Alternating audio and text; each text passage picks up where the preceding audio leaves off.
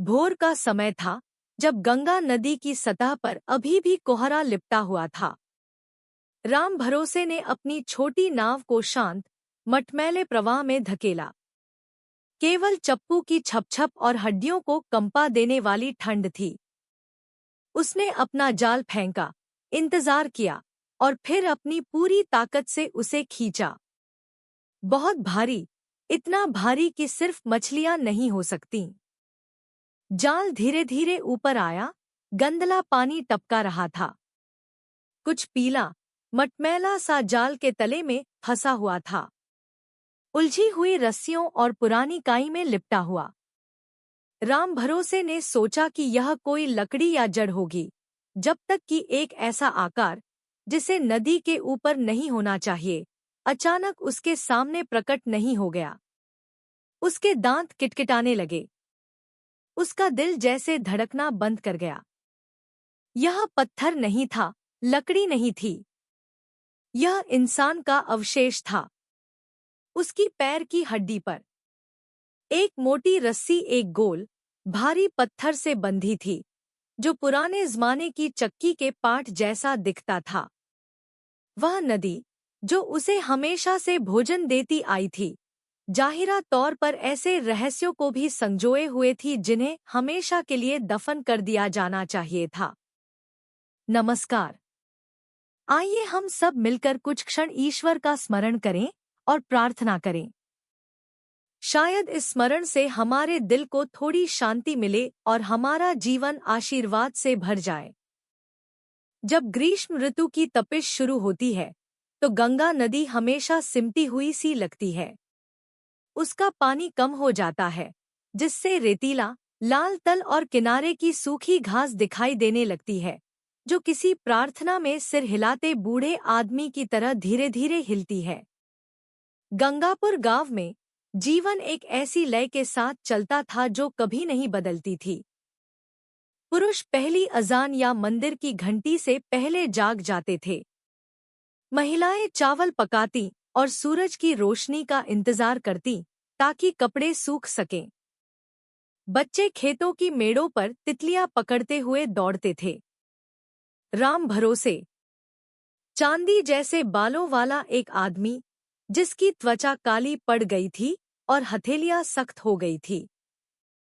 उसने अपनी जिंदगी के 50 साल इसी नदी की धाराओं पर निर्भर रहकर गुजारे थे। वह इसे कभी नहीं छोड़ पाया। नदी उसकी जीविका थी, और उसके अकेलेपन का इलाज भी। उस सुबह लालटेन के शीशे पर अभी भी ओस जमी हुई थी, जब उसने खूंटे से अपनी नाव की रस्सी खोली। पूर्वी आकाश में अभी हल्की सी लाली ही छाई थी। उसने अपने लंबे चप्पू से लकड़ी की नाव को धकेला और धारा को उसे उस रास्ते पर ले जाने दिया जिसे वह अपनी जवानी से जानता था। बाएं और दाएं, इमली और बांस के पेड़ों की परछाइयां दूर से मूक पहरेदारों की कतार जैसी दिखती थी। मुर्गों की बांग एक दूसरे को जवाब दे रही थी। फिर सन्नाटा। राम भरोसे ने एक लंबी सांस ली, नदी की जानी पहचानी गंध को महसूस किया, कीचड़, सड़ी पत्तियां और रात के अवशेष। उसने अपना जाल उठाया। वह पुराना जाल कई बार सिला जा चुका था, लेकिन उसकी गांठें अभी भी मजबूत थी। एक अभ्यस्त गति के साथ उसने उसे हवा में फैलाया, एक विशाल छतरी जैसा गोल आकार बनाते हुए। छपाक की आवाज के साथ जाल पानी में गिरा, छोटी लहरों को निगलता हुआ गायब हो गया। राम भरोसे ने मन ही मन गिना। वह जानता था कि एक निश्चित गहराई पर धारा छोटी मछलियों के झुंड को लाती है जो पुराने कुंडों में घूमना पसंद करती हैं। कुछ देर बाद उसने रस्सी खींचनी शुरू की। पहली पकड़ का वजन सामान्य महसूस हुआ, नाश्ते के लिए पर्याप्त। वह हल्का सा मुस्कुराया। लेकिन आखिरी बार जाल फेंकने पर कुछ बदल गया। जैसे ही जाल ने पानी की सतह को छुआ, एक अजीब सा खिंचाव रस्सी के सिरे से उसकी हथेली तक रेंग गया। एक सुस्त खिंचाव, घबराई हुई मछली की हरकत जैसा नहीं। उसने अपनी भौहें सिकोड़ी, अपनी पीठ सीधी की और फिर खींचा। भारी, बहुत भारी रेशे की रस्सी तन गई, जिससे उसकी बूढ़ी बाहों पर नीली नसें उभर आईं। छोटी नाव डगमगाने लगी, तख्ते चरमरा उठे। उसने अपने पैरों की स्थिति बदली, वजन को संतुलित किया और फिर से खींचा। धीरे धीरे लेकिन निश्चित रूप से पानी की बूंदें उसके चेहरे पर छिटक रही थी। उसने अपनी सांस रोक ली। गले की नसें तन गईं। जाल 1-1 इंच ऊपर आ रहा था। बीड़ी, जिसे वह पीने ही वाला था, पसीने से गीली हो गई। राम भरोसे ने किसी को आवाज नहीं दी। इस वक्त दूसरे मल्लाह अभी भी धारा के विपरीत दूर थे। इस विशाल नदी में बस वह अकेला था और कुछ ऐसा था जो तल से बाहर नहीं आना चाहता था। रस्सी में हल्की सी धड़कन थी, जैसे कोई हरकत हो, लेकिन वह जिंदा हरकत नहीं थी। जब जाल का किनारा दिखने लगा, तो टपकता हुआ पानी सामान्य से अधिक गंधला था। एक सड़ी हुई गंध, पुरानी काई के साथ मिली हुई। राम भरोसे ने झुककर अपनी आंखें सिकोड़ी। उसे उलझी हुई रस्सियों का एक गुच्छा दिखाई दिया। शैवाल चिपके हुए थे, जैसे उलझे हुए बाल। और उसके पीछे एक पीली सी, मटमैली सतह थी। उसका आकार अजीब था। उसका दिल डूब गया। उसके दाहिने हाथ ने अनजाने में ही भगवान को याद किया। बुरी नजर या बला को टालने की एक पुरानी आदत। हालांकि उसे खुद यकीन नहीं था कि किस तरह की बला आने वाली थी। जाल पूरी तरह से ऊपर आ गया। वह वजन आखिरकार नाव के तख्ते पर आ गिरा, जिससे एक धीमी धड़ाम की आवाज आई। काई और रेत। राम भरोसे उपकाई को रोकता हुआ एक कदम पीछे हट गया। उसके सामने वह चीज पड़ी थी जिसे सुबह सुबह किसी इंसान को नहीं देखना चाहिए, एक लगभग पूरा इंसानी कंकाल। रीढ़ की हड्डी मुड़ी हुई। बाह की हड्डियां अभी भी किसी बची खुची गांठ से जुड़ी हुई थी। हड्डियों का रंग गहरा पीला था, जैसे लंबे समय से दबे हाथी दांत का हो। और नीचे, ठीक पिंडली की हड्डी के अवशेषों पर, तर्जनी उंगली जितनी मोटी एक रस्सी लिपटी हुई थी, जो एक गोल, भारी पत्थर से बंधी थी। वह पत्थर खुरदरा था। उस पर लकीरें थी, जैसे वह कभी पुराने जमाने की चक्की का पाट रहा हो। राम भरोसे ने अपना थूक निगला। नदी की आवाज गायब हो गई। जो बचा था, वह सिर्फ उसके अपने दिल की धड़कन थी। उसे बुजुर्गों की कहानियां याद आईं, ब्रह्मराक्षस के बारे में, भटकती आत्माओं के बारे में जो शरीर खोजती हैं। वह आसानी से इन बातों पर विश्वास करने वालों में से नहीं था, लेकिन उसके घुटने कांप रहे थे। जब भी हवा चलती, कंकाल पर लगी काई हिल जाती, जिससे यह भ्रम होता कि कोई चीज सांस ले रही है। उसने अपने विचारों को व्यवस्थित करने की कोशिश की। 1. यह सपना नहीं है। 2. यह एक बड़ा मामला है। 3. उसे इत्तिला करनी होगी। राम भरोसे ने अपनी छोटी मोटरबोट का इंजन चालू किया। इंजन खासा और फिर चालू हो गया। नाव मुड़ी, पानी को चीरती हुई, गांव के घाट की ओर तेजी से बढ़ी। पूरे रास्ते उसने पीछे मुड़कर देखने की हिम्मत नहीं की। नाव के तख्ते से आने वाली हर छोटी खट की आवाज उसके रोंगटे खड़े कर देती थी। बरगद के पेड़ के पास वाले मोड़ पर एक बगुला नीची उड़ान भरता हुआ गुजरा। उसकी परछाई पानी की सतह पर चाकू की तरह फिसल गई। जो सुबह आमतौर पर दोस्ताना लगती थी, वह अचानक अजनबी और डरावनी हो गई थी। घाट दिखाई दिया, लकड़ी के खंभों पर टिका एक लंबा तख्ता, जो सड़ने लगा था। 2 बच्चे वहां मछली पकड़ रहे थे। उन्होंने राम भरोसे की नाव को आते देख हाथ हिलाया। लेकिन जैसे ही नाव किनारे लगी, बच्चों ने अपनी नाक ढक ली और कुछ कदम पीछे हट गए। हवा के साथ आई गंध अब सुखद नहीं थी। राम भरोसे ने नाव बांधी। जब वह जमीन पर कूदा तो उसके पैर कांप रहे थे।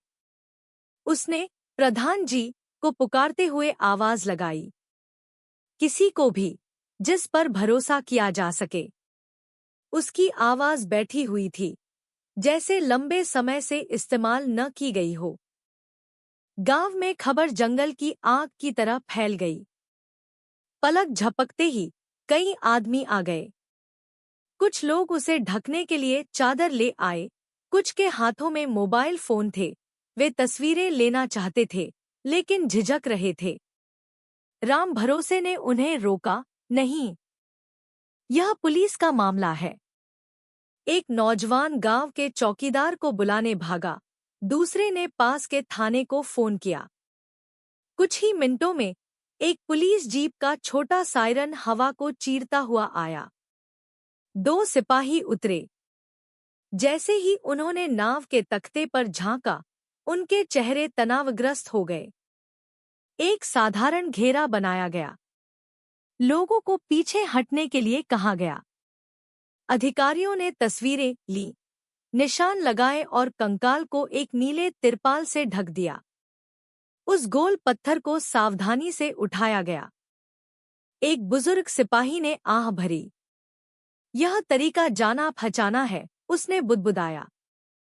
पैर को पत्थर से बांधना, उसे तल में डुबो देना, इस उम्मीद में कि नदी उसे हमेशा के लिए निगल जाएगी। उसने सोचा, लेकिन गंगा मैया कभी भी रहस्यों को सच में नहीं रखती। वह बस सच को स्वीकार करने में देरी करती हैं। जैसे जैसे सूरज चढ़ने लगा, कानपुर से क्राइम ब्रांच की टीम आ गई। जल्द ही खबर लखनऊ मुख्यालय तक पहुंच गई। एसपी अर्जुन प्रसाद का नाम चर्चा में था। जो चेहरे आम तौर पर घाट पर आराम से दिखते थे, वे अब तनाव में थे। डर के साथ साथ एक अनिवार्य जिज्ञासा भी थी। फुसफुसाहटों के बीच अजीब-अजीब अनुमान लगाए जाने लगे। शायद यह वह आदमी है जो कुछ साल पहले लापता हो गया था, शायद कोई बाहर का आदमी, शायद रंजिश का मामला। लेकिन एक बात पक्की थी, उस सुबह गंगा नदी सिर्फ भोजन देने वाली नदी नहीं रह गई थी। वह एक ऐसी गवाह बन गई थी जिसने आखिरकार बोलना शुरू कर दिया था। राम भरोसे तख्ते के किनारे बैठा था। उसके दोनों हाथ हल्के हल्के कांप रहे थे। एक सिपाही ने उसे पानी दिया। उसने बड़ी मुश्किल से एक घूंट भरा। उसके दिमाग में यादें कौंध रही थी। उसके छोटे बच्चे यहाँ खेलते थे। रात में वह जाल का इंतजार करते हुए धीमे धीमे गाता था। वे दिन जब मछलियां बहुत मिलती थीं, और वे दिन जब वह लगभग खाली नाव लेकर घर लौटता था। उसने कभी नहीं सोचा था कि एक दिन उसकी नाव किसी को नदी के तल से वापस लाने का जरिया बनेगी। वह बहती धारा को देखता रहा, जो खामोशी से रोशनी के टुकड़ों को बहा ले जा रही थी। उसने प्रार्थना की कि जिसका भी कंकाल उसकी नाव पर पड़ा है, उसे उसका नाम वापस मिल जाए। क्योंकि नाम के बिना इंसान सिर्फ एक कहानी है जिसे आसानी से भुला दिया जाता है। दूर पास के एक मंदिर से घंटे की आवाज आई, जिसने गर्म होने लगी हवा में कंपन पैदा कर दिया। एक अधिकारी ने उसका नाम पुकारा। बयान के लिए। राम भरोसे धीरे से खड़ा हुआ। एक आम सुबह खत्म हो चुकी थी। जो बचा था वह किसी ऐसी चीज की ओर बढ़ते कदम थे जो अब सीधी सादी नहीं थी। जांच, सवाल और एक ऐसा सच जो शायद उस गोल पत्थर से भी ज्यादा भारी था जिसे उसने अभी देखा था। नदी सहेजती है, लेकिन समय आने पर नदी लौटा देती है। और इस बार जो लौटाया गया था, वह सिर्फ दोपहर के भोजन के लिए मछली नहीं थी, बल्कि एक ऐसा रहस्य था जो एक से ज्यादा घरों को हिलाकर रख देने वाला था। कानपुर पुलिस की क्राइम ब्रांच टीम ने तेजी से काम किया। जिस जगह राम भरोसे की नाव रुकी थी, उसे तुरंत पुलिस टेप से घेर दिया गया। सभी ग्रामीणों को दूर रहने को कहा गया। इस बीच फोरेंसिक अधिकारियों ने उस मानव कंकाल को पोस्टमार्टम के लिए मेडिकल कॉलेज पहुंचाया। गोल पत्थर और पैर से बंधी रस्सी को सबूत के तौर पर बैग में डाल दिया गया। जो सुबह शांतिपूर्ण थी, वह एक जांच के मंच में बदल गई। कुछ ही घंटों में खबर लखनऊ पहुंच गई। एसपी अर्जुन प्रसाद, राज्य अपराध शाखा के प्रमुख, ने खुद नीचे आने का फैसला किया। वह जानते थे कि गंगा की तलहटी में पत्थर से बंधा शव मिलना कोई आम खोज नहीं थी। इस तरह के तरीके का लगभग हमेशा एक ही मतलब होता है, सुनियोजित हत्या। दोपहर तक काली गाड़ियों का एक काफिला घटनास्थल पर पहुंचा। एसपी अर्जुन उतरे। उन्होंने क्राइम सीन लिखी वेस्ट पहनी हुई थी। उनका चेहरा सख्त और ठंडा था, लेकिन उनकी आंखें तेज थीं। उनके बगल में इंस्पेक्टर राकेश कुमार एक बड़ी फाइल पकड़े हुए थे जिसमें शुरुआती रिपोर्ट थी। सर, राकेश ने रिपोर्ट दी, पीड़ित पुरुष है। उम्र 50 से 60 साल के बीच होने का अनुमान है। कोई कपड़े नहीं, कोई पहचान नहीं। हड्डियों की संरचना के आधार पर मौत का अनुमानित समय 2017 के अंत से 2018 के मध्य के बीच है। अर्जुन ने सिर हिलाया। 5 साल गंगा की तलहटी में वह बुदबुदाए। जिसने भी इसे फेंका, उसकी पक्की मंशा थी कि यह कभी न मिले। उस रात फोरेंसिक लैब में काम चलता रहा। कार्बन डेटिंग से मौत का समय अनुमान के मुताबिक ही निकला। खोपड़ी के पिछले हिस्से में दरार के निशान थे। शरीर को फेंकने से पहले किसी कुंद चीज से वार करने का संकेत। इस बीच इस्तेमाल की गई रस्सी मोटी सिंथेटिक फाइबर की बनी थी। ऐसी रस्सी जो आमतौर पर अनाज के गोदामों या बंदरगाहों पर इस्तेमाल होती है। एसपी अर्जुन ने ऑटोप्सी की तस्वीरों को काफी देर तक देखा। उस दौरान उत्तर प्रदेश और आसपास के इलाकों से लापता हुए सभी लोगों की रिपोर्ट निकालो, उन्होंने आदेश दिया। हम वहीं से शुरू करेंगे। अगली सुबह मुख्यालय का आर्काइव रूम एक जंग का मैदान बन गया। मेज पर दर्जनों पुरानी फाइलें जमा थी। नाम, उम्र, शारीरिक हुलिया, लापता होने का समय, सब कुछ फिर से खोला जा रहा था। राकेश झुके हुए थे, पढ़ रहे थे, तुलना कर रहे थे। एक एक करके संभावनाओं को काटा जा रहा था क्योंकि वे मेल नहीं खाती थी।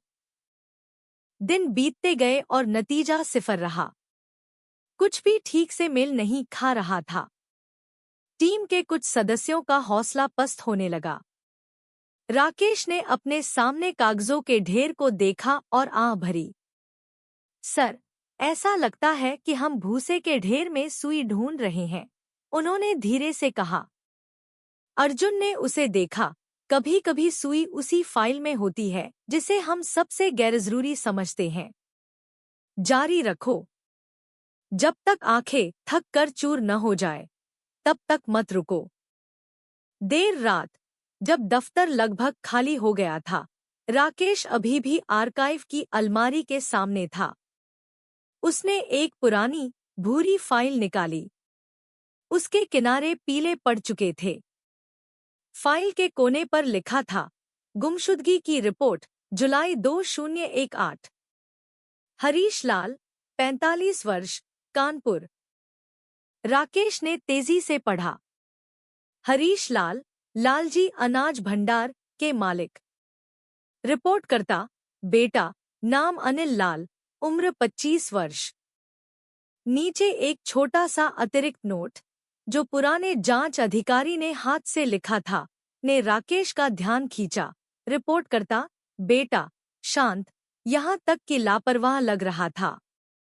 कह रहा था कि उसके पिता शायद किसी दूसरी औरत के साथ भाग गए हैं। पीड़ित की युवा पत्नी, सारिका, मौजूद थी लेकिन चुप थी और जल्दी घर जाना चाहती थी।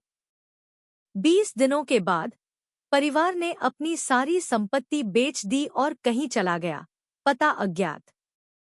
राकेश को यह व्यवहार खटक गया। उसने अपनी टेबल लैंप की रोशनी तेज की। उस नोट को कई बार पढ़ा। रिपोर्ट के 20 दिन बाद उन्होंने सब कुछ बेच दिया। उसने डेटा को अपनी निजी नोटबुक में कॉपी किया और गलियारे के अंत में एसपी अर्जुन के कमरे की ओर भागा, जहां अभी भी रोशनी जल रही थी। सर, मुझे लगता है कि मुझे कुछ मिला है। अर्जुन ने सिर उठाया, उस नौजवान अधिकारी की आंखों में देखा। राकेश ने वह पुरानी फाइल उन्हें थमा दी। एसपी ने चुपचाप पढ़ा। कुछ मिनटों के बाद उन्होंने धीरे धीरे फाइल बंद की। खोजने के लिए एक अच्छा नाम है, उन्होंने धीरे से कहा। हरीश लाल। उम्र, गोदाम, नदी के पास का स्थान, लापता होने का समय और उसके परिवार के जाने का तरीका। बहुत जल्दी वह खड़े हुए और दीवार पर लगे एक बड़े नक्शे की ओर इशारा किया। लालजी अनाज भंडार कहाँ था?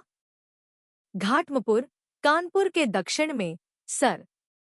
गंगा नदी से लगभग 3 किलोमीटर। अर्जुन ने उस छोटे लाल बिंदु को घूरा जिसे अभी अभी चिह्नित किया गया था। बहुत करीब। अगर यह सच में हरीश लाल है, तो कातिल उस इलाके को अच्छी तरह जानता था। टीम को बुलाओ।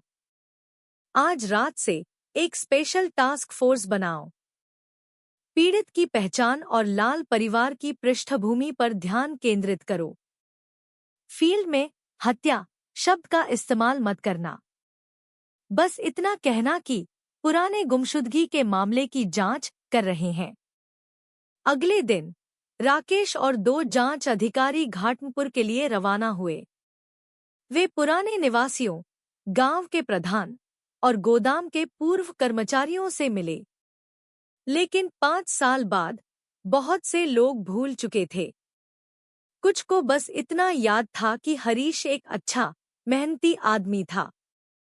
पहली पत्नी की मृत्यु के बाद उसका एक बेटा था। उसके बाद उसने दूसरे गांव की एक युवा लड़की से दोबारा शादी कर ली थी। लोग कहते थे कि उसकी पत्नी बहुत खूबसूरत थी, एक बूढ़े आदमी ने बीड़ी सुलगाते हुए कहा। लेकिन जब से वह आई थी, उस घर में कभी शांति नहीं रही। शाम होते होते वे उस घर पहुंचे जो कभी हरीश का था। अब उसका मालिक कोई और था। लेकिन सामने के घर से एक बुजुर्ग महिला ने उन्हें आवाज दी, अपना परिचय मीना चाची के रूप में दिया। मैं पुरानी पड़ोसन हूँ, उन्होंने धीरे से कहा। पहले मैं यहाँ अजीब चीजें देखती थी। राकेश ने झुककर पूछा, अजीब? कैसा, चाची? मीना चाची ने जवाब देने से पहले दूर बहती नदी को देखा। उसका बेटा अनिल अक्सर रात में अपनी सौतेली माँ के कमरे में जाता था। मुझे लगा कि मैंने गलत देखा, लेकिन ऐसा अक्सर होता था। जब हरीश जी गोदाम से घर आते थे, तो घर में माहौल तनावपूर्ण हो जाता था।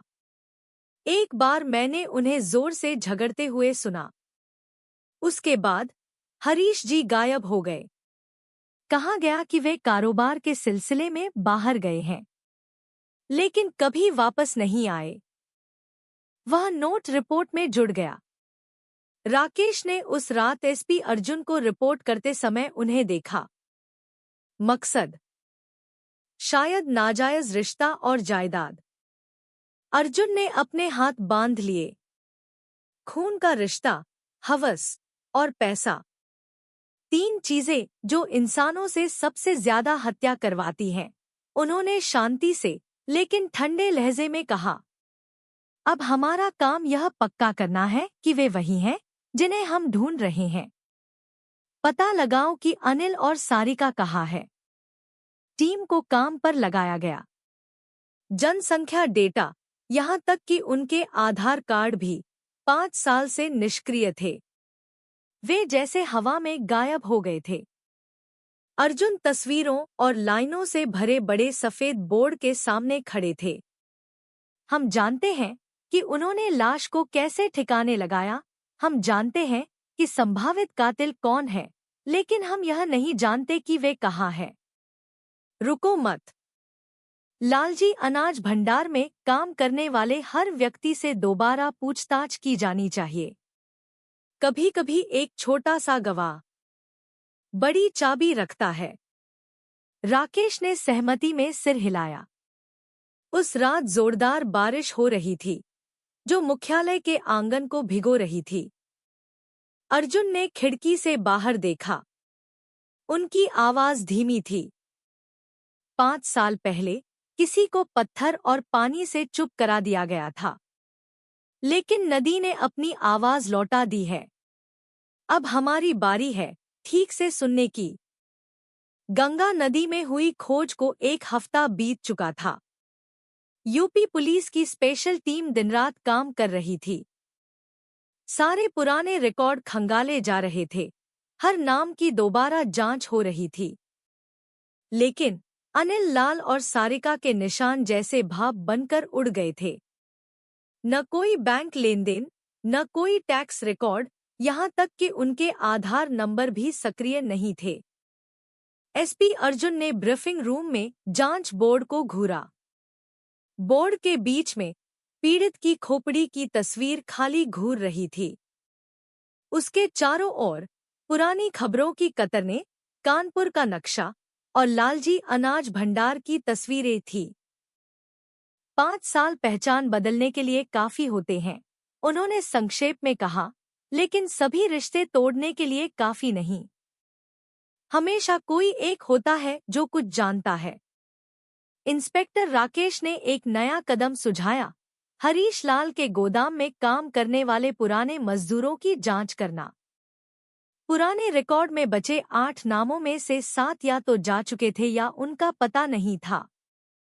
एक नाम अभी भी जनसंख्या डेटा में सक्रिय था, बबन, माल पहुंचाने वाला पूर्व ड्राइवर। राकेश और उनकी टीम उन्नाव में उसके पते पर पहुंची। एक सादा सा घर। बबन पुलिस की जीप को अपने सामने रुकते देख सतर्क हो गया। मैंने कुछ नहीं किया है, साहब, उसने जल्दी से कहा। राकेश ने उसे शांत किया। हम किसी पर इल्जाम नहीं लगा रहे हैं। हम बस तुम्हारे पुराने मालिक, हरीश लाल, के बारे में पूछना चाहते हैं। बबन का नाम सुनते ही वह कुछ देर चुप रहा। फिर उसने गहरी सांस ली। आखिरकार 5 साल बाद किसी ने पूछा। उसने बताया कि हरीश जी के लापता होने की घोषणा से 1 रात पहले वह कुछ कागजात लेने गोदाम गया था। दरवाजे की दरार से उसने अनिल और सारिका को पिछले कमरे में तीखी बहस करते देखा था। मेज पर शराब की बोतल थी। थोड़ी देर बाद हरीश जी भारी कदमों से आए। चेहरा गुस्से में था। झगड़ा बढ़ गया, फिर सन्नाटा छा गया। जब बबन अगली सुबह आया तो गोदाम पर ताला लगा था।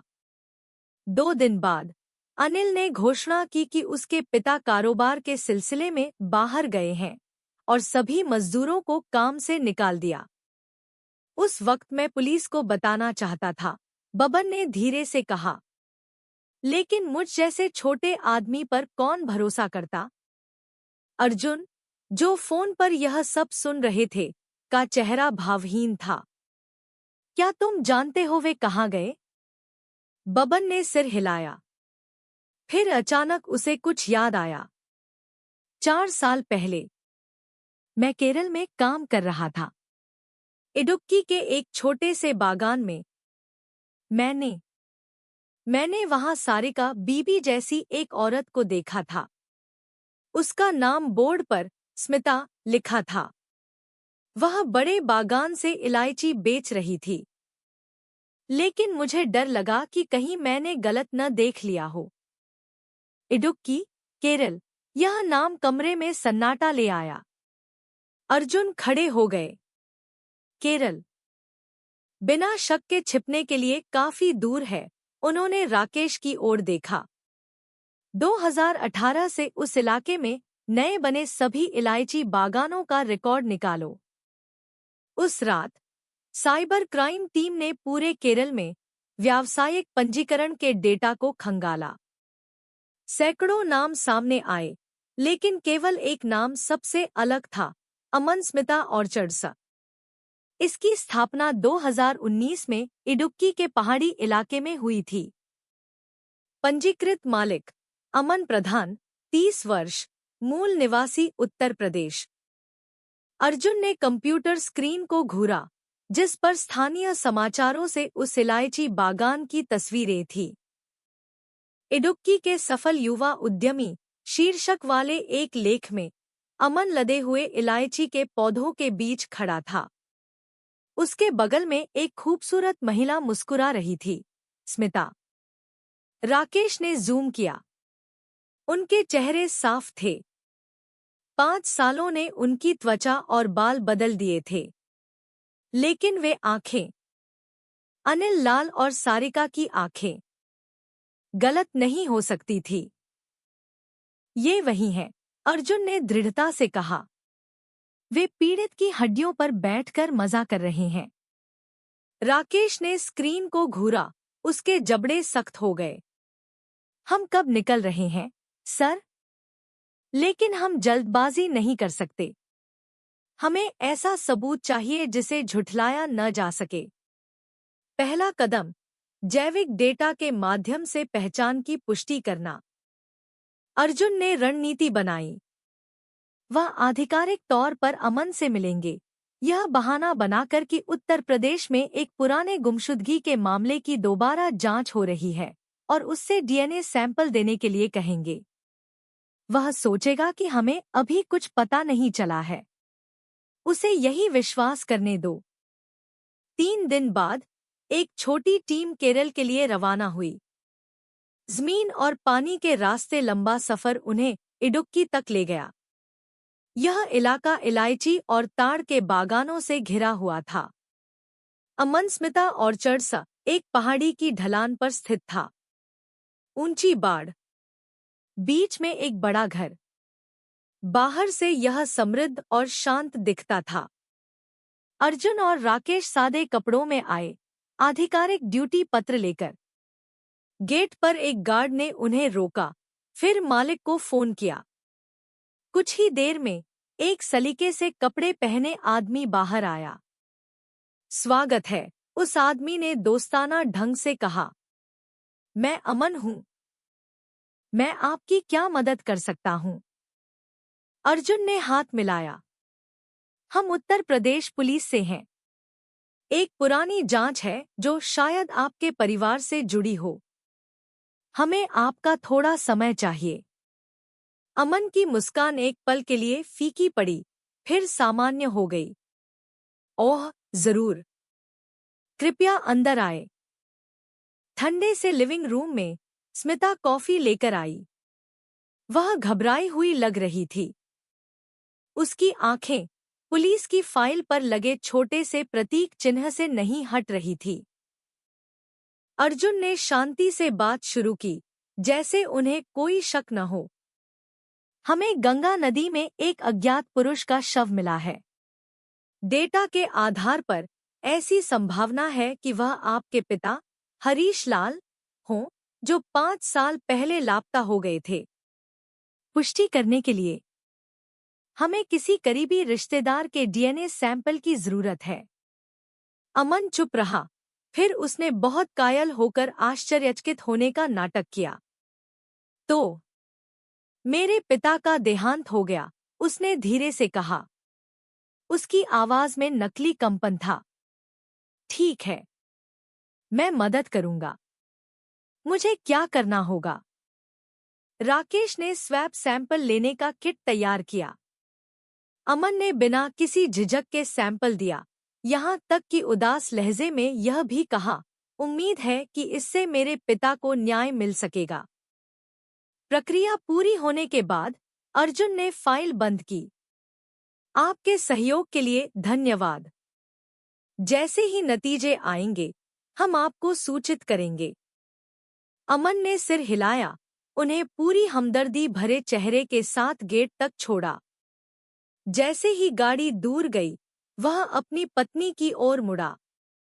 चिंता मत करो, उसने फुसफुसाया। उन्हें कुछ नहीं मिलेगा। लेकिन कार में राकेश ने प्रशंसा के साथ अर्जुन को देखा। वह तो पूरा एक्टर निकला, सर। अर्जुन ने सीधे सड़क पर देखा। जो लोग अपने पापों को छिपाने के लिए झूठ बोलते हैं, वे आम तौर पर सबसे शांत होते हैं। लेकिन जैसे ही सच सामने आता है, उनका यह शांत स्वभाव खुद ही बिखर जाता है। डीएनए सैंपल को तुरंत फोरेंसिक लैब, दिल्ली भेजा गया। 1 हफ्ते से भी कम समय में नतीजे आ गए। गंगा नदी से मिले शव और अमन प्रधान उर्फ अनिल लाल के बीच 99.9% डीएनए मैच, पिता और पुत्र का संबंध। अर्जुन ने सख्त जबड़ों के साथ रिपोर्ट पढ़ी। अब कोई शक नहीं है। हम उन्हें लेने जा रहे हैं, लेकिन सिर्फ गिरफ्तारी नहीं। मैं चाहता हूं कि वे कबूल करें।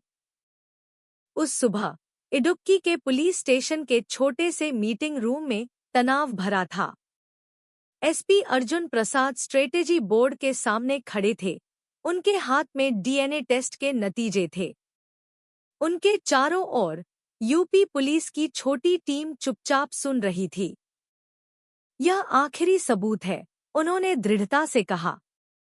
अमन प्रधान ही अनिल लाल है, पीड़ित का बेटा। शक की कोई गुंजाइश नहीं है। लेकिन हम उन्हें बस यूं ही गिरफ्तार नहीं करेंगे। हम उन्हें अपनी आंखों से अपने किए का सामना करने पर मजबूर करेंगे। उन्होंने इंस्पेक्टर राकेश की ओर देखा। पीड़ित के कंकाल को यहाँ लाने के लिए एक विशेष परिवहन की व्यवस्था करो। सब कुछ गुप्त रूप से होना चाहिए, मीडिया को भनक न लगे। जैसे ही वे अपने पापों का नतीजा अपनी आंखों से देखेंगे, उनमें से एक जरूर टूट जाएगा। 2 दिन बाद भोर से पहले एक बंद, बिना निशान वाला ट्रक अमन, स्मिता और चड़स के चौकीदार के पास आकर रुका। गाड़ी पर पुलिस का कोई लोगो नहीं था। अंदर एक बड़ा लकड़ी का बक्सा था जिसमें हरीश लाल के कंकाल के अवशेष थे, जिन्हें फोरेंसिक टीम ने जोड़ा था। वह गोल चक्की का पाट और बांधने वाली रस्सी भी साथ लाई गई थी। बागान के आसपास के इलाके में सादे कपड़ों में दर्जनों पुलिसकर्मी चुपचाप फैल गए। सुबह 8 बजे अर्जुन और राकेश आधिकारिक जीप में आए। उनका स्वागत अमन और स्मिता ने किया, जो बरामदे में इंतजार कर रहे थे। सुप्रभात एसपी साहब, अमन ने गर्मजोशी से अभिवादन किया। क्या डीएनए टेस्ट के नतीजे आ गए? अर्जुन ने सीधे उसकी आंखों में देखा। आ गए, और हम आधिकारिक तौर पर आपको सूचित करने आए हैं। वे बड़े ठंडे लिविंग रूम में बैठ गए। राकेश ने दरवाजा बंद किया, बाहर के सदस्यों को हल्का सा इशारा दिया। कुछ मिनटों बाद एक ट्रॉली के पहियों की आवाज नजदीक आई। 2 अधिकारी एक बड़ा बक्सा लेकर अंदर आए, जो काले कपड़े से ढका था।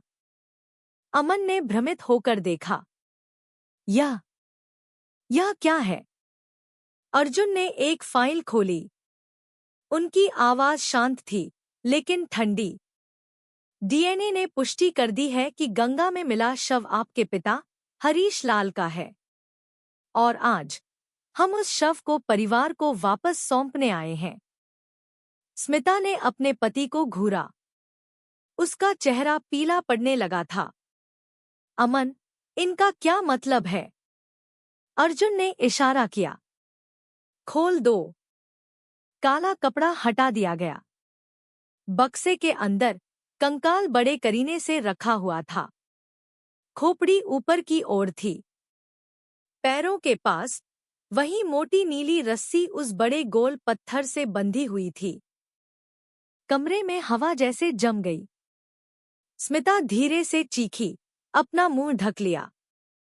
अमन वहीं जम गया। उसका चेहरा भावशून्य, आंखें टकटकी लगाए हुए। अर्जुन ने उन दोनों को बारी बारी से देखा। 5 साल पहले किसी ने हरीश लाल के सिर पर वार किया, फिर उसके पैरों को इस पत्थर से बांधा और उसे नदी में डुबो दिया। हम जानते हैं कि कातिल कौन है, लेकिन मैं आप लोगों से सुनना चाहता हूं कि यह किसने किया। स्मिता कांप रही थी। उसकी पीठ सोफे से चिपक गई। नहीं, वह हम नहीं थे। उसकी आवाज टूट रही थी। अमन ने बोलने की कोशिश की, लेकिन उसका गला सूख गया था। आपके पास कोई सबूत नहीं है। मैंने जांच में मदद की। मैंने अपना डीएनए दिया। यह मेरे सहयोग का सबूत है। अर्जुन आगे की ओर झुके। उनकी आवाज धीमी लेकिन तेज थी। उसी डीएनए से हमें पता चला कि तुम कौन हो। अनिल लाल, तुमने अपने ही पिता को मार डाला। और तुम्हारे बगल में बैठी यह महिला, सारिका, पीड़ित की दूसरी पत्नी। तुम लोगों ने नाम बदले, भागे और उस पैसे पर ऐश करते रहे जो तुमने चुराया था। स्मिता अपने कान ढंककर जोर जोर से रोने लगी। अमन खड़ा हो गया, शांत रहने की कोशिश कर रहा था। आप बिना किसी और सबूत के हम पर इल्जाम नहीं लगा सकते, उसने जोर से कहा, लेकिन उसकी आवाज कांप रही थी। अर्जुन धीरे से खड़े हुए। उन्होंने बक्से की ओर इशारा किया। तुम उसे देख रहे हो? वह सिर्फ सबूत नहीं है, वह तुम्हारा पिता है और वह तुमसे मिलने घर वापस आ गया है। एक पल के लिए सन्नाटा छा गया। सिर्फ दीवार पर लगी घड़ी की टिक टिक की आवाज। स्मिता पीछे हटने लगी। उसका शरीर बुरी तरह कांप रहा था। उसकी नजरें बक्से में रखी खोपड़ी पर टिकी थी। वो मुझे देख रहा है, उसने फुसफुसाया। अमन ने उसका कंधा पकड़ा, लेकिन स्मिता ने उसे झटक दिया। तुमने कहा था कि वह कभी नहीं मिलेगा, वह पागलों की तरह चीखी। तुमने ही मुझे उसके गिलास में जहर मिलाने को कहा था। तुमने ही वह पत्थर बांधा था। उसका रोना फूट पड़ा। वह फर्श पर गिर पड़ी, अपना होश खो बैठी। अमन वहीं जम गया। राकेश ने तुरंत उसकी कलाई पकड़कर हथकड़ी लगा दी। तुम दोनों को हरीश लाल की सुनियोजित हत्या के आरोप में गिरफ्तार किया जाता है, उन्होंने दृढ़ता से कहा। स्मिता अभी भी फर्श पर रो रही थी, बार बार गिड़गिड़ा रही थी, मुझे नहीं जाना। उसे मत ले जाओ। वह मुझे लेने आया है। वह बक्से में रखे कंकाल की ओर इशारा कर रही थी। अमन आखिरकार टूट गया। उसका शरीर ढीला पड़ गया, आंखें खाली। मैं बस उससे आजाद होना चाहता था, उसने धीरे से कहा। वह मुझे कभी कुछ नहीं समझता था, लेकिन मेरा मतलब यह सब करना नहीं था। अर्जुन ने उन दो लोगों को देखा जो अब कैदी थे। अपने ही खून को बहाने के लिए कोई भी कारण काफी नहीं होता। उन्होंने धीरे से बक्सा बंद किया। उन हड्डियों को एक आखिरी बार देखा। हरीश, तुम्हें इंसाफ मिल गया। दोपहर, कैदी वैन ने अमन स्मिता ऑर्चर्ड्स को छोड़ दिया। केरल का सूरज पश्चिम की ओर झुक रहा था। उसकी किरणें उस बड़े घर की छत को जला रही थी, जो अब खामोश था। आस पड़ोस के लोग दूर खड़े थे, यह देखकर हैरान थे कि पुलिस उस अमीर जोड़े को ले जा रही है जिसकी वे अब तक प्रशंसा करते थे। वैन के अंदर स्मिता बेतहाशा रो रही थी। अमन सिर झुकाए बैठा था, उसके दोनों हाथों में हथकड़ियां थीं। राकेश सामने देख रहा था, उसका चेहरा सख्त था। अर्जुन बगल में बैठे थे। उनकी आंखें पीछे चल रहे ट्रक में रखे बक्से से नहीं हट रही थी। नदी ने बोल दिया, उन्होंने धीरे से कहा। और कितना भी बड़ा पाप क्यों न हो, आखिरकार वह सतह पर तैर ही जाता है। इडुक्की में गिरफ्तारी के महीनों बाद अनिल लाल और सारिका का केस उत्तर प्रदेश पुलिस को सौंप दिया गया ताकि वे कानपुर जिला न्यायालय में मुकदमे का सामना कर सकें। इस मामले ने पूरे देश का ध्यान खींचा। मीडिया ने बड़ी बड़ी सुर्खियां लगाईं। बेटे और सौतेली मां ने की पिता की हत्या, गंगा में दफनाया। मुकदमे के पहले दिन अदालत का कमरा खचाखच भरा हुआ था। वर्दीधारी पुलिस हर कोने में मुस्तैद थी। अनिल को हथकड़ी में लाया गया।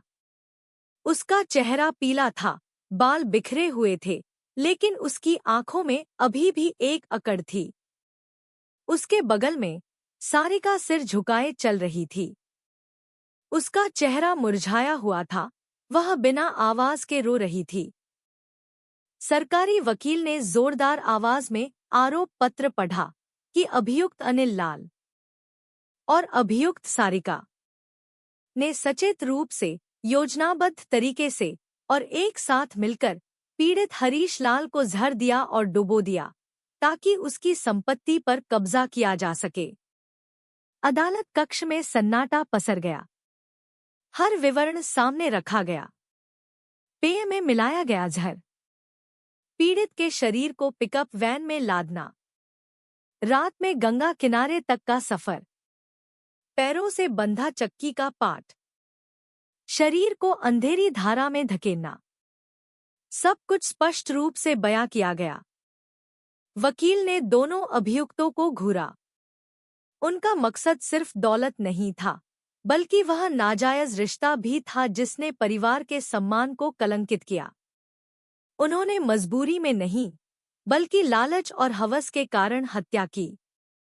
सारिका जोर जोर से सिसकने लगी। मुझे अफसोस है, मैं और बर्दाश्त नहीं कर सकती, उसने टूटी हुई आवाज में कहा। यह सारी योजना इसकी थी। उसने कांपते हुए अनिल की ओर इशारा किया। अनिल चुप रहा। उसका चेहरा भावशून्य था, वह अब किसी की तरफ नहीं देख रहा था। अगले गवाह एसपी अर्जुन प्रसाद थे। उन्होंने जांच की पूरी प्रक्रिया समझाई, राम भरोसे के जाल में फंसने से लेकर उस मनोवैज्ञानिक जाल तक जिसने आखिरकार सारिका को कबूल करने पर मजबूर कर दिया। कोई भी चीज वक्त से नहीं बच सकती, अर्जुन ने जजों के सामने कहा। नदी रहस्यों को हमेशा के लिए नहीं रख सकती। न्याय हमेशा अपना रास्ता ढूंढ ही लेता है। जजों ने गंभीरता से सुना। फोरेंसिक सबूत, डीएनए के नतीजे, अभियुक्तों का कबूलनामा और सहायक गवाह, सब कुछ एक सीध में था। कोई झोल नहीं था। मुकदमा 3 बार चला। आखिरी सुनवाई पर, जब सभी गवाहों और सबूतों को पेश किया जा चुका था, मुख्य न्यायाधीश खड़े हुए और फैसला पढ़ा। अदालत के सामने पेश किए गए सभी तथ्यों पर विचार करने के बाद अभियुक्तों के कृत्य ने न केवल क्रूरतापूर्ण तरीके से एक और इंसान की जान ली है, बल्कि अपने ही माता पिता की हत्या की योजना बनाकर और मानवता के सबसे बुनियादी मूल्यों को नष्ट कर दिया है। अदालत अभियुक्त अनिल लाल कोडोट, सजाए मौत, फांसी और अभियुक्त सारिका कोडोट, सजाए मौत सुनाती है। अदालत में सन्नाटा छा गया। कुछ दर्शकों की आंखों में आंसू थे, कुछ ने तालियां बजाईं। सारिका जोर से चीखी। उसके घुटनों ने जवाब दे दिया और वह गिर पड़ी। अनिल ने देर तक सिर झुकाए रखा, कुछ नहीं कहा। उसके होठों से बस एक वाक्य धीरे से निकला, आखिरकार। सब खत्म हुआ। मुकदमे के बाद एसपी अर्जुन अदालत की इमारत के बाहर खड़े थे, पत्रकारों की भीड़ को देख रहे थे जो अभी भी इंतजार कर रही थी। उन्होंने बस इतना ही कहा, सच कभी कभी देर से आता है, लेकिन कभी खोता नहीं है। गंगा में बहते पानी ने एक नाम और एक न्याय वापस कर दिया है। इस बीच हरीश लाल के शव को उसके पैतृक गांव में, उसी नदी के किनारे, जहां वह पाया गया था, फिर से दफनाया गया। राम भरोसे, वह बूढ़ा मल्लाह जिसने पहली बार उस मौत के जाल को खींचा था, अंतिम संस्कार में मौजूद था।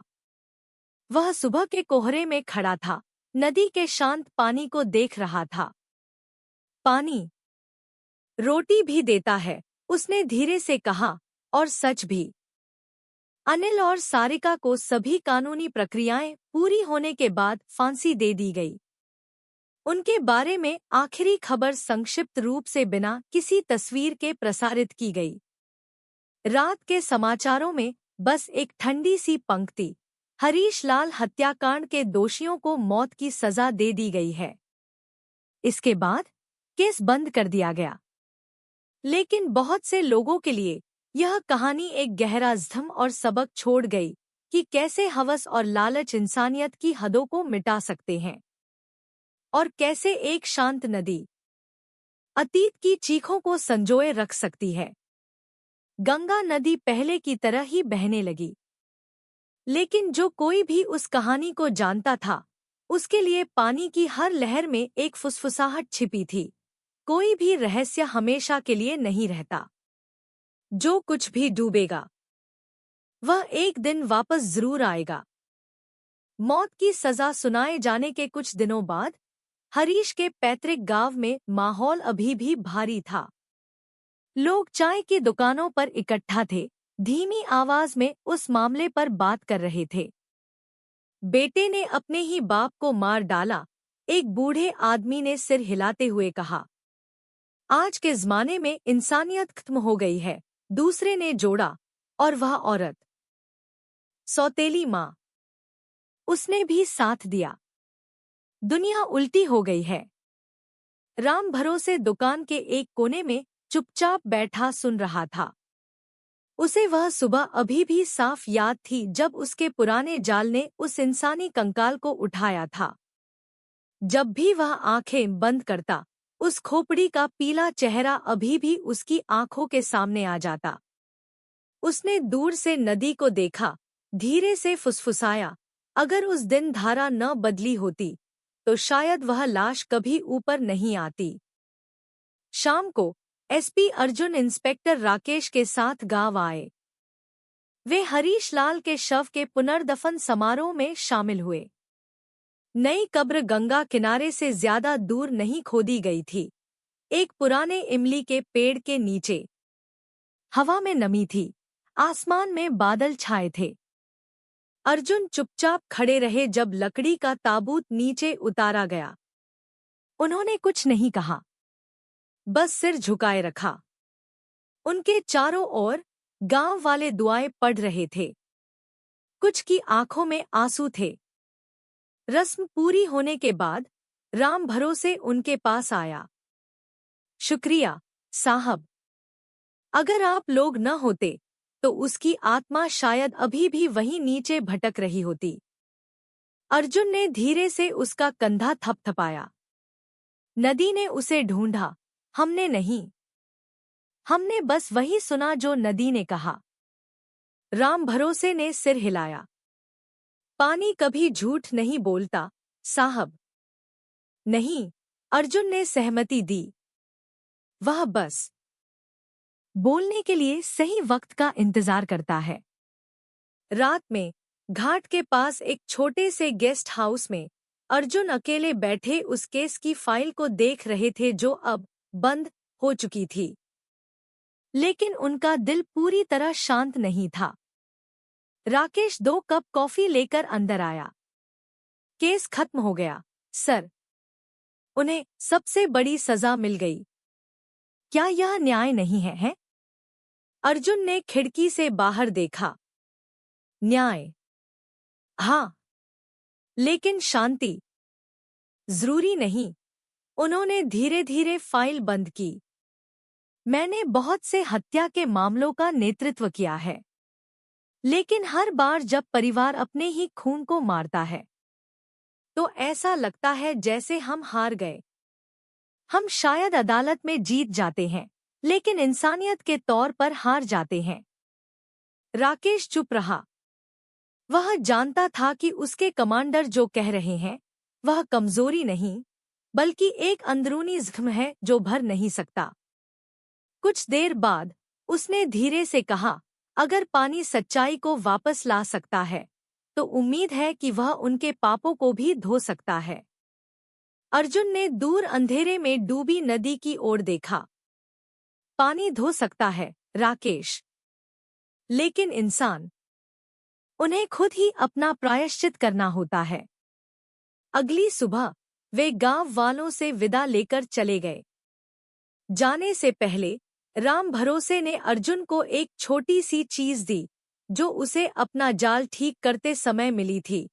उस नीली, मोटी रस्सी का एक छोटा सा टुकड़ा, जो पीड़ित के पत्थर से बंधी थी। मैंने इसे रखा था, लेकिन मुझे चैन नहीं मिला, उसने कहा। शायद यह आपके पास रहे तो बेहतर है। एक याददाश्त के तौर पर अर्जुन ने उसे ले लिया, उस रस्सी को देर तक देखा। धन्यवाद। कभी-कभी इस जैसी छोटी चीज पूरी केस फाइल से ज्यादा भारी हो सकती है। आधिकारिक जीप धीरे-धीरे गांव से निकल गई। पीछे की खिड़की से राकेश ने गंगा को सुबह की रोशनी में शांति से बहते देखा। कोई पुलिस टेप नहीं था, कोई भीड़ नहीं थी। बस पानी की धारा थी जो अपनी पुरानी दिनचर्या में लौट आई थी, नए रहस्यों को बहाती हुई, जो शायद किसी दिन फिर से सतह पर आ जाएंगे। लखनऊ मुख्यालय में अर्जुन ने मामले को आधिकारिक रूप से बंद करने की सूचना दी। सभी सबूत आर्काइव में वापस भेज दिए गए। कंकाल दफना दिया गया। डिजिटल फाइलें राष्ट्रीय डेटाबेस में अपलोड कर दी गईं। लेकिन एक तस्वीर उन्होंने अपने डेस्क पर रखी, खुले बक्से की तस्वीर, जिसमें पैरों के पास वह गोल पत्थर रखा था। वह हर रात उसे देखते थे, उस खौफ को याद करने के लिए नहीं, बल्कि यह याद रखने के लिए कि सच्चाई को सतह पर आने में अक्सर बहुत लंबा वक्त लगता है। इस बीच कानपुर में लालजी अनाज भंडार, जो कभी चहल पहल से भरा रहता था, अब खाली पड़ा था। नए मालिक ने कारोबार बंद कर दिया था, लेकिन आस पड़ोस के लोग अभी भी उस पुरानी इमारत के सामने से अजीब सी भावना के साथ गुजरते थे। कुछ रातों में वे कसम खाते थे कि उन्होंने नदी की ओर से किसी को धीरे से पुकारने की आवाज सुनी है। कोई भी पक्का कहने की हिम्मत नहीं करता था। राम भरोसे के लिए जिंदगी पहले जैसी हो गई थी। वह अभी भी हर सुबह नदी पर जाता था, जाल फेंकता था, पानी की आवाज सुनता था। लेकिन अब हर बार जब जाल भारी लगता, तो उसका दिल पहले से ज्यादा तेजी से धड़कता। उम्मीद है सिर्फ मछली हो, वह आधा प्रार्थना करते हुए बुदबुदाता। कहीं और इंस्पेक्टर राकेश को प्रमोशन का पत्र मिला। उस बड़े मामले को सुलझाने के बाद उन्हें एक वरिष्ठ अधिकारी बना दिया गया था। लेकिन नई जिम्मेदारी लेने से पहले वह एसपी अर्जुन से उनके दफ्तर में मिला। सर, क्या मैं कुछ पूछ सकता हूं? जरूर। अगर 5 साल पहले उस नदी ने वह लाश वापस न की होती, तो क्या यह केस कभी खुल पाता? अर्जुन हल्के से मुस्कुराए। कोई भी केस सच में बंद नहीं होता, राकेश। बस वक्त उसके सुलझने में देरी करता है। नदी शायद चुप रहती, लेकिन जो दिल दोषी होता है, वह कभी शांत नहीं रह सकता। कुछ दिनों बाद अर्जुन एक नई पोस्टिंग के लिए लखनऊ से चले गए। अपने छोटे बैग में वह अभी भी उस नीली रस्सी का टुकड़ा रखते थे। जब भी वह उसे छूते, उन्हें एक सीधी लेकिन पक्की बात याद आती, पानी हमेशा अपना रास्ता ढूंढ लेता है। और सच्चाई भी।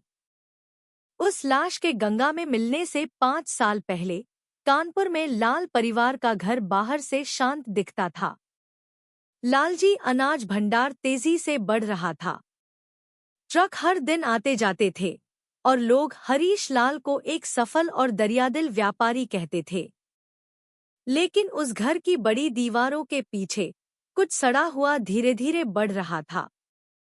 सारिका, वह युवा महिला जिससे हरीश ने अपनी पत्नी की मृत्यु के बाद शादी की थी, शुरू में विनम्र और कोमल लगती थी।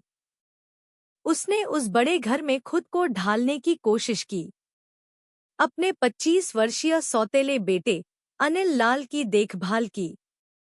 लेकिन अकेलेपन और उम्र के लंबे फासले ने एक ऐसा अंधेरा कोना बना दिया जिस पर किसी का ध्यान नहीं गया। हरीश अपने कारोबार में व्यस्त रहता, अक्सर कई कई दिनों के लिए शहर से बाहर रहता। जब भी उसका पति जाता, घर में सिर्फ 2 लोग होते, सारिका और अनिल। शुरू में उन्होंने एक मर्यादा बनाए रखी, लेकिन वक्त बीता और वह सीमा धुंधली हो गई। सारिका रात का खाना तैयार करती, अनिल लैंप ठीक करने में मदद करता, बिक्री का हिसाब लिखता। हल्की फुल्की बातें लंबी नजरों में बदल गईं। नजरें स्पर्श में बदल गईं। और एक रात जब जोरदार बारिश हो रही थी, उन्होंने वह सीमा लांघ दी जिसे कभी नहीं छूना चाहिए था। उस रात के बाद अपराध बोध ने उन्हें और भी ज्यादा बांध दिया। सारिका को लगा कि वह फिर से जवान हो गई है। अनिल को लगा कि वह ताकतवर हो गया है, जैसे उसने अपने पिता की जगह ले ली हो। लेकिन जब हरीश ने अजीब हरकतों को भांपना शुरू किया, बहुत देर तक टिकने वाली नजरें, बेवजह की मुस्कुराहट, सब कुछ तनाव में बदल गया। एक बार हरीश ने अनिल को भोर के वक्त सारिका के कमरे से निकलते हुए देख लिया। कोई शब्द नहीं कहे गए, बस आग भरी निगाहें। उस दिन से घर का माहौल राख में दबी चिंगारी जैसा हो गया। हरीश अपने बेटे से दूर होने लगा और सारिका डर में जीने लगी। वह जानती थी कि देरसबेर यह राज फट जाएगा। एक रात हरीश कारोबार के दौरे से बिना बताए जल्दी घर लौट आया।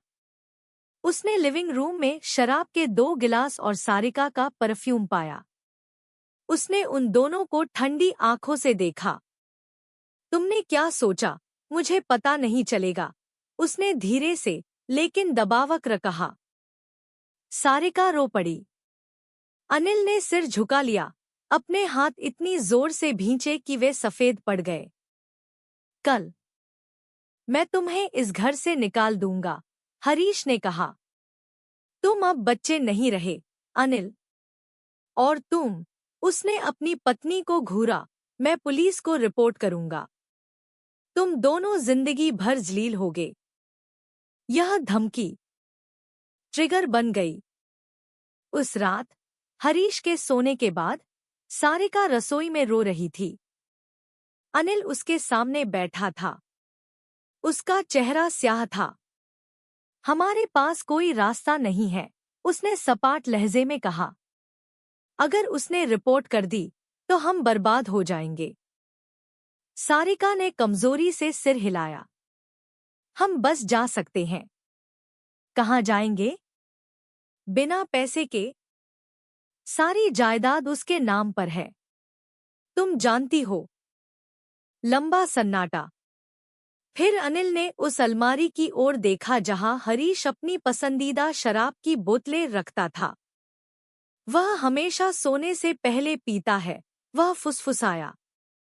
अगर उसमें कुछ मिला दिया जाए तो वह फिर कभी नहीं उठेगा।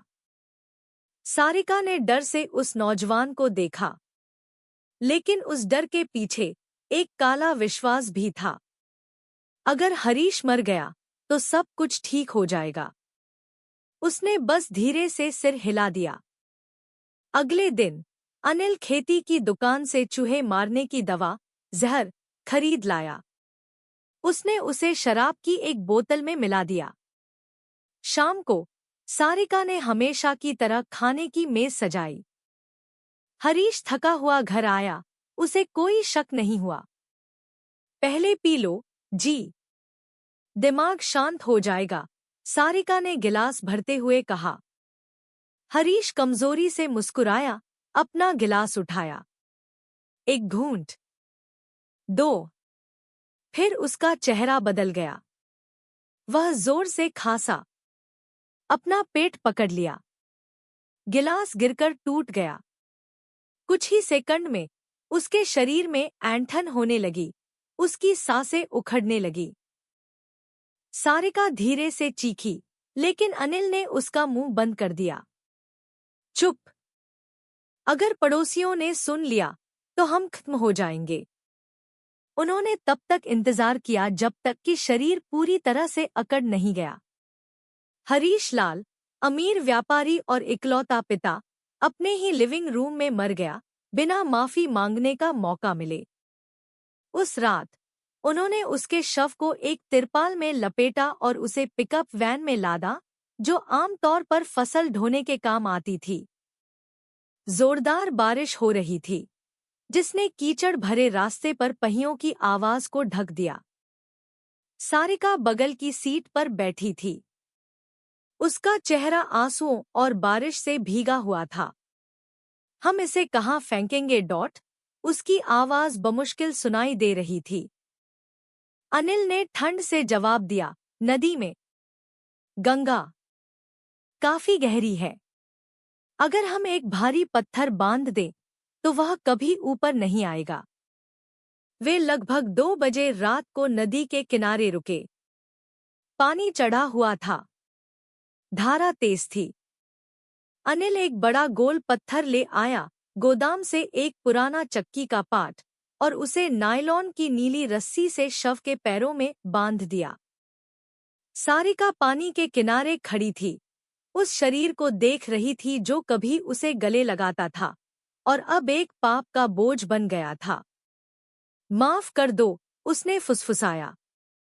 अनिल ने बिना कुछ कहे शरीर को धकेल दिया। पानी में हलचल हुई, फिर शांति छा गई। केवल धारा की आवाज बची थी। इसके बाद वे घर लौट आए, कपड़े बदले और सुबह का इंतजार करने लगे, जैसे कुछ हुआ ही न हो। 2 दिन बाद अनिल पुलिस स्टेशन गया और रिपोर्ट लिखवाई कि उसके पिता लापता हो गए हैं। उसका चेहरा शांत था, लहजा सपाट।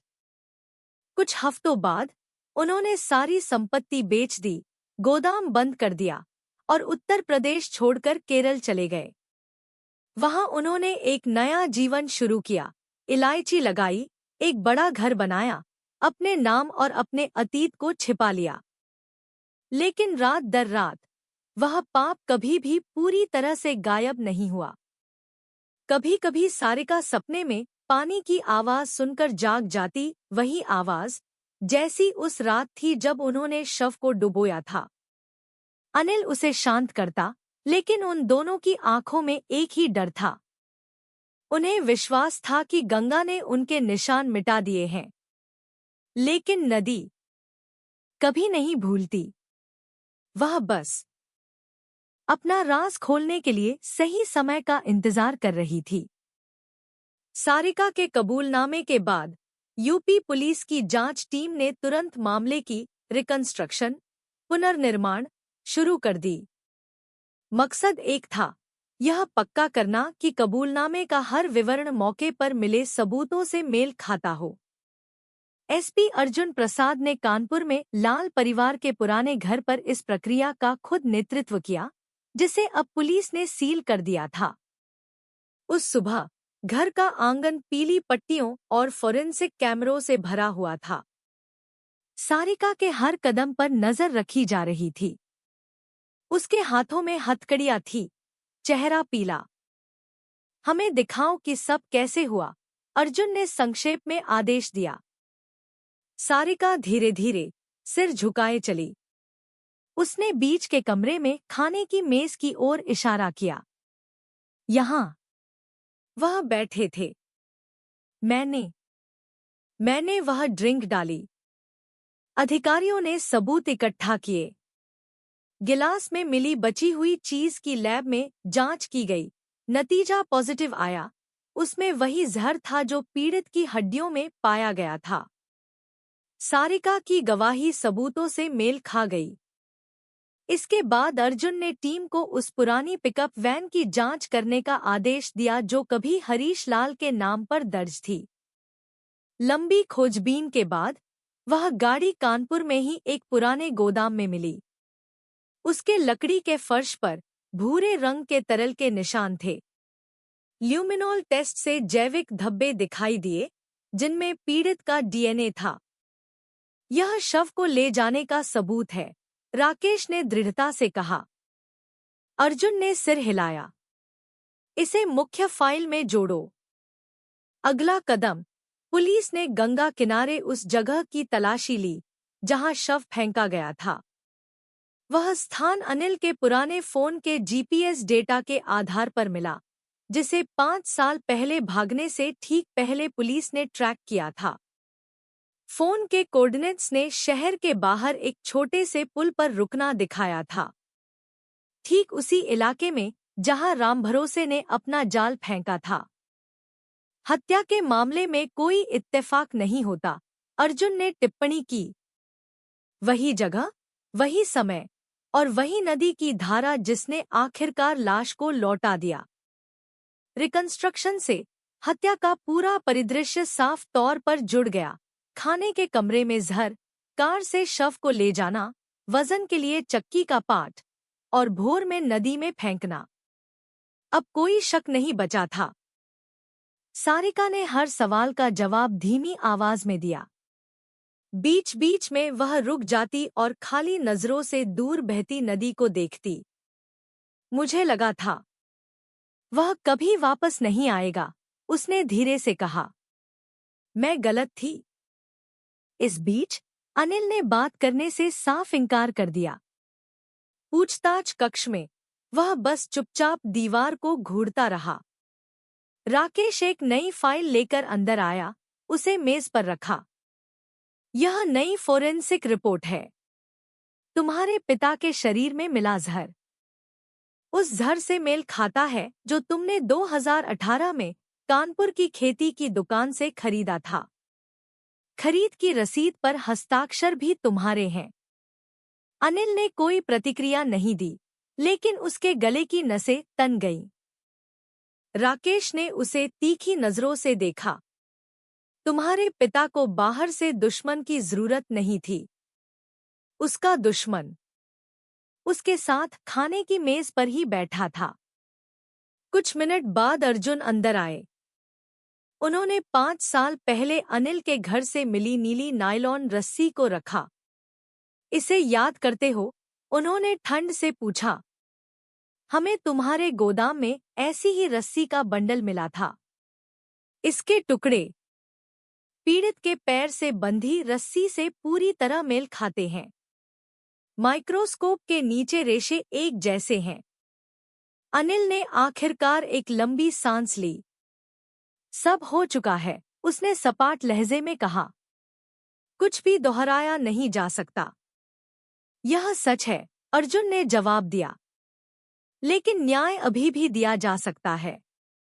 जांच अधिकारियों ने तब आखिरी सबूत जोड़ा, नदी के तल से उठाया गया वह भारी चक्की का पाट। उसकी सतह पर धुंधले उंगलियों के निशान मिले जो सारिका के निशानों से मेल खाते थे। इस नतीजे ने बचाव के सारे रास्ते बंद कर दिए। अभियोजन पक्ष की टीम ने तुरंत अंतिम आरोप पत्र तैयार किया, सुनियोजित हत्या, जिसे वित्तीय लाभ और नाजायज संबंधों के मकसद से एक साथ अंजाम दिया गया। कुछ हफ्तों बाद सभी सबूतों को यूपी पुलिस मुख्यालय में एक प्रेस कॉन्फ्रेंस में प्रदर्शित किया गया। नीले कपड़े से ढकी एक बड़ी मेज पर वह पत्थर, नायलॉन की रस्सी, शराब की बोतलें और ऑटोप्सी की तस्वीरें रखी थी। पत्रकार लगातार तस्वीरें खींच रहे थे। एसपी अर्जुन ने पोडियम पर कहा, यह मामला दिखाता है कि कितना भी जघन्य अपराध क्यों न हो, वह आखिरकार सामने आ ही जाता है। गंगा नदी ने सच्चाई को खोजने में हमारी मदद की है। कोई भी रहस्य हमेशा के लिए नहीं रहता। कॉन्फ्रेंस खत्म होने के बाद अर्जुन अपने दफ्तर लौट आए।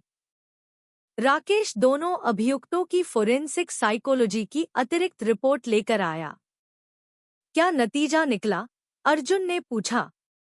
राकेश ने फाइल खोली।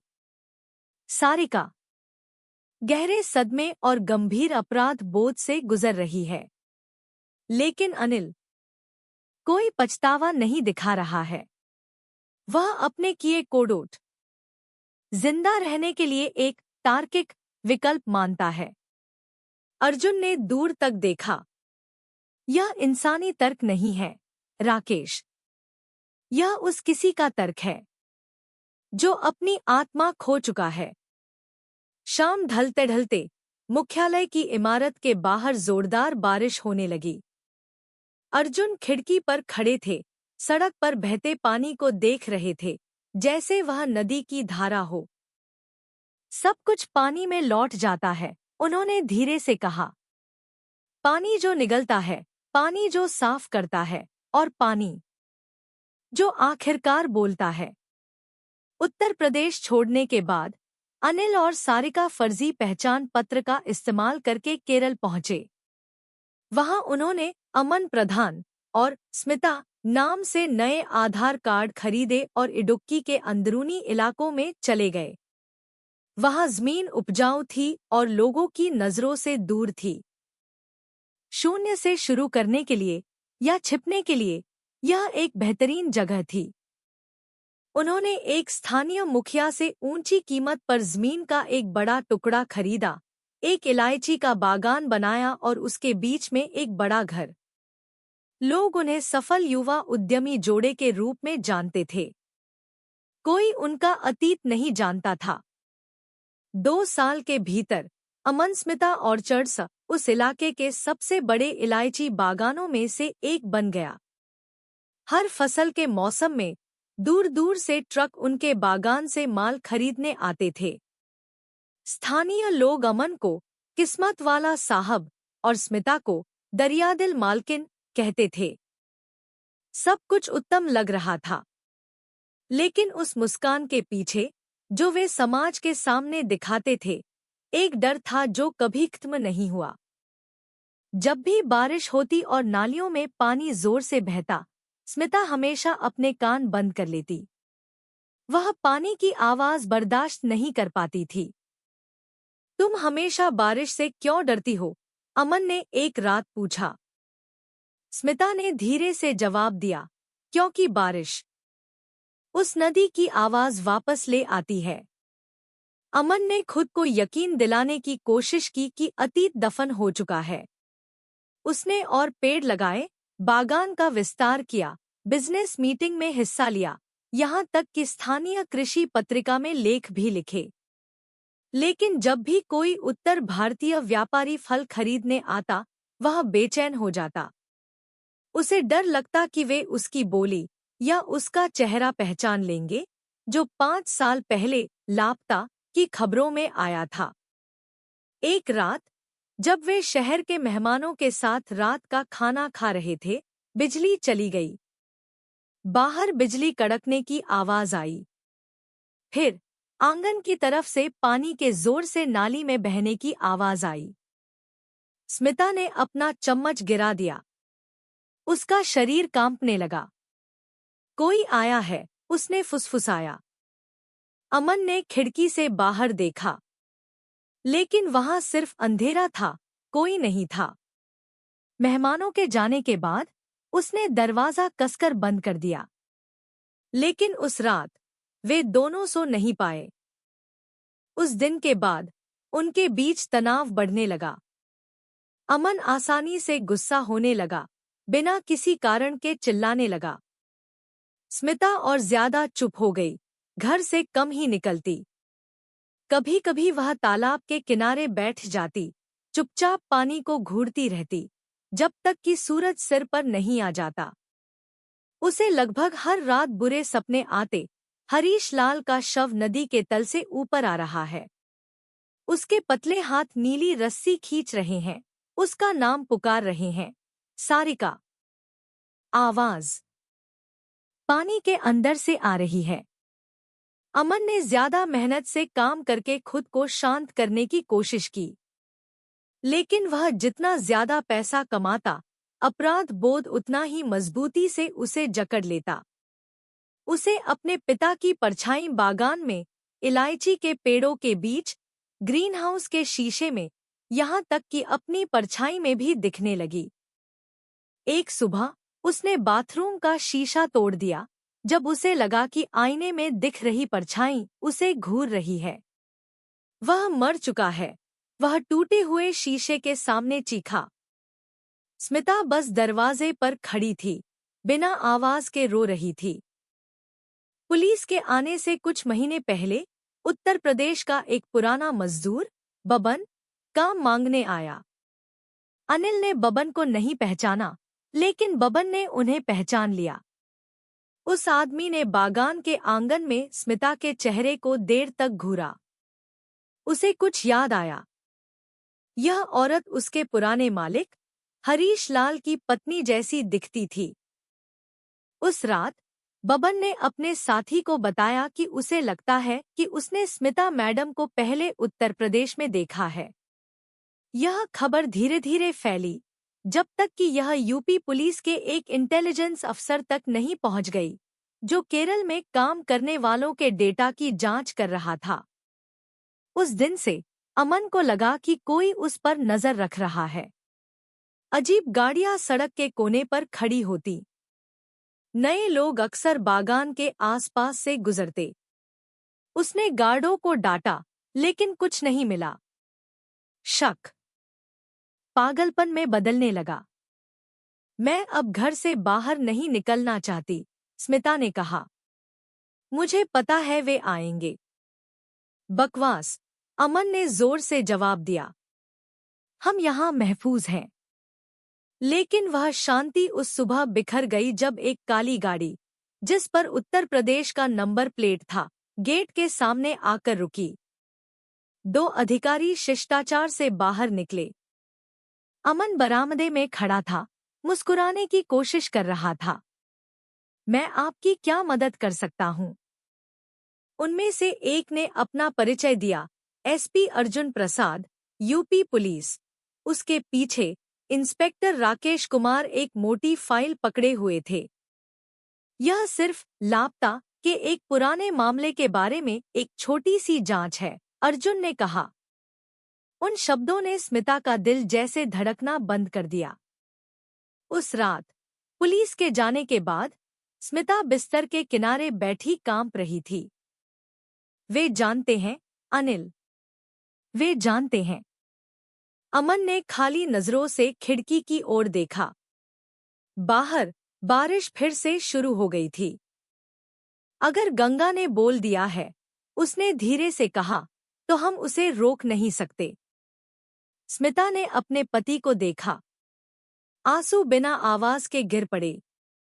शायद वक्त आ गया है।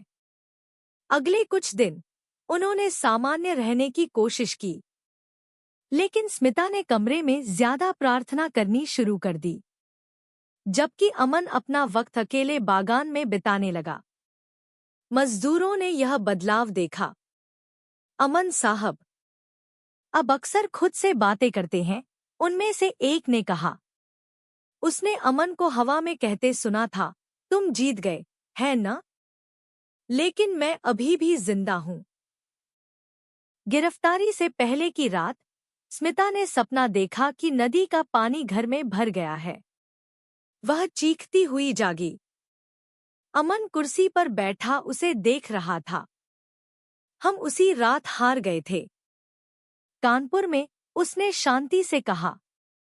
उसने सिगरेट जलाई, उसके जलते हुए लाल सिरे को घूरता रहा, फिर बोला, अब बस धारा के आने का इंतजार है।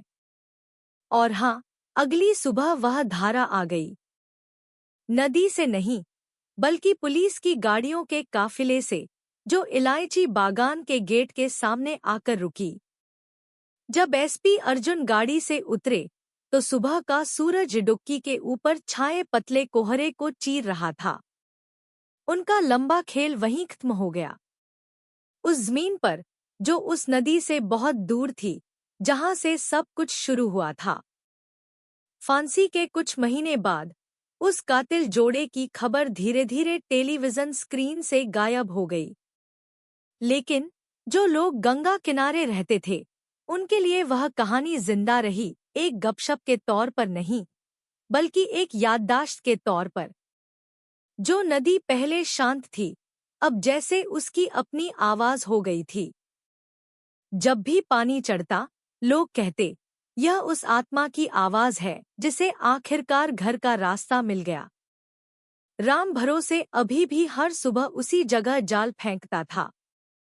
अब उसे डर नहीं लगता था अगर जाल भारी हो जाता। पानी खोटा नहीं है, वह उन नौजवानों से कहता जो अक्सर उससे पूछते थे, इंसान का दिल खोटा होता है। कभी कभी जब सूरज निकलता और लाल किरणें नदी की सतह को छूतीं, तो वह चुपचाप खड़ा होकर हरीश लाल की आत्मा के लिए एक छोटी सी प्रार्थना करता, एक ऐसा पिता जो अपने ही खून के हाथों मारा गया।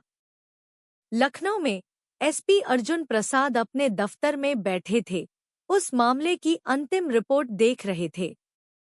उन्होंने एक घूंट भरा, फिर खिड़की से बाहर देखा जहां हल्की बारिश हो रही थी। हर जुर्म अपना निशान छोड़ जाता है, उन्होंने धीरे से कहा। भले ही वह निशान 5 साल, 10 साल या हमेशा के लिए डूब जाए, वक्त की धारा उसे वापस ले ही आएगी। इंस्पेक्टर राकेश, जो अब क्राइम यूनिट में एक वरिष्ठ अधिकारी बन गया था, अक्सर अपने नए सदस्यों को वह कहानी सुनाता। यह केस सिर्फ हत्या का नहीं था, उसने एक छोटी सी बैठक में कहा।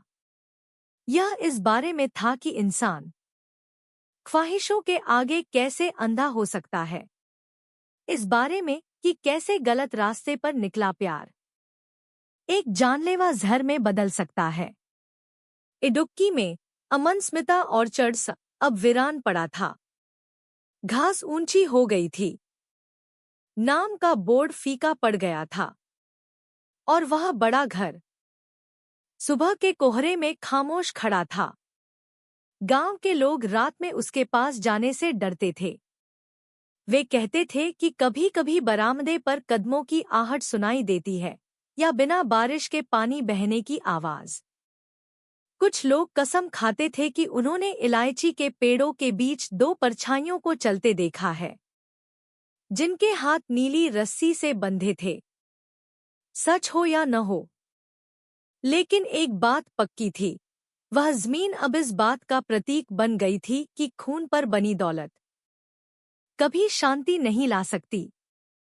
उत्तर प्रदेश के समाज के लिए लाल परिवार की कहानी एक कड़वा सबक बन गई कि जब लालच और हवस हावी हो जाए, तो परिवार के मूल्य कितने नाजुक हो सकते हैं। कोई भी पाप पानी के नीचे छिपाया नहीं जा सकता, क्योंकि पानी सोता नहीं है। गंगा की धारा, जो सदियों से इतिहास और लोकगीतों की गवाह रही है, अब अपने में एक नई कहानी संजोए हुए है। एक ऐसे जुर्म की कहानी जिसे आखिरकार न्याय ने निगल लिया। और आप सभी सुनने वालों को, जो इस कहानी के अंत तक हमारे साथ रहे, बस एक सीधी सी बात याद रखें, कभी भी अपने दिल पर गलत ख्वाहिशों को हावी न होने दे। क्योंकि जिस पल प्यार लालच के साथ मिल जाता है, इंसान बिना ज़मीर का प्राणी बन सकता है। सच्चाई शायद देर से आए, लेकिन वह कभी खोती नहीं है। देर जिंदगी की धारा सारे झूठ को सतह पर खींच ही लाएगी। नदी पैरों के निशान मिटा सकती है, लेकिन पाप नहीं मिटा सकती। अगर आपको यह सच्ची, सबक सिखाने वाली कहानी पसंद आई, तो नीचे कमेंट करें। आप उस न्याय के बारे में क्या सोचते हैं जो आखिरकार मिला? क्या आपको लगता है कि हर जुर्म की कीमत चुकानी ही पड़ती है? लाइक करना, सब्सक्राइब करना और नोटिफिकेशन बेल को दबाना न भूलें, ताकि आप अगली सच्ची आपराधिक कहानी से न चूकें। ऐसी कहानियां जो झकझोरती हैं, दिल को दहलाती हैं, लेकिन जिंदगी का मतलब भी सिखाती हैं। क्योंकि हर जुर्म के पीछे हमेशा एक चीज होती है जिसे मारा नहीं जा सकता, सच्चाई।